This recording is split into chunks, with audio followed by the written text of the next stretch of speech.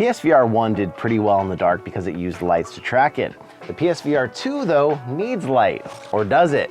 We got an infrared blaster that we're gonna take over and test and see if you can use this in the dark like you can the Quest 2, as long as you have plenty of IR light. Got this for 22 bucks on Amazon.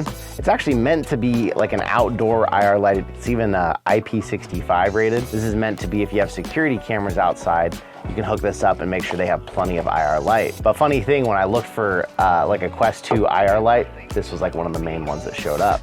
Got a good bit of cable. Feels like it's about 6 feet long. It's got screws to mount it up because ideally they think you're gonna be mounting this on the outside of your house. Although if you're using these for like a Quest 2 or in your play area, you can usually just put one up in the corner and it will provide enough light that you can go 360. So the big question, will it do the same for the PSVR 2? We're gonna head over to the other studio, we're gonna bring an IR camera with us, do some quick testing and see if we can game in the dark. Let's head over there. First test right now, we are in pass-through mode with only the overhead lights on, minimal lights in the room besides that. So we're gonna flick the lights off real quick and see what happens to the tracking. And I see it freaking out, super staticky. It is seeing the monitor, but if I try and switch back into game, I turned away from lights and now it says can't track VR surroundings, set up player again, or suspend game. So now that it's lost it, we're gonna flip on the IR lights and the IR camera and see what happens. But as you can see on the main cam, it is pretty dark in here. We just have one monitor that's recording what the PS screen is seeing. So that's like our only main source of light, but it's too far away for this to use it to track. Whew, oh wow. Boy, that instantly put me back in the game. Let's go back to pass through.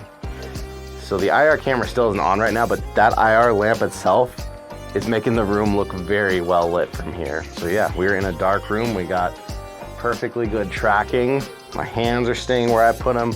It's seeing when I move around the room. And in pass through, you can see there's an IR light on the camera, but then of course there's that one IR lamp is not only blasting this way, but it's reflecting enough that it can still see the whole room. So I think we have learned IR light is the way to go, not only if you want to be able to play in darker scenes, but even if you just have a zone that's kind of tough with tracking, there's not enough lights in that corner of the room, you can have an IR light on all the time. You're not gonna notice it when the lights are on, but when the lights are off or dim, you're still gonna be able to play PSVR 2 just fine. Well, I think we answered that question. I will leave a couple links to different IR lights. This one was only $22 and it's a really powerful one. It's probably overkill, but I'll leave a couple in the description in case you're looking to get one, start using it. Or if you still have one from the Quest 2 or other stuff, it seems like it's gonna work just fine for us.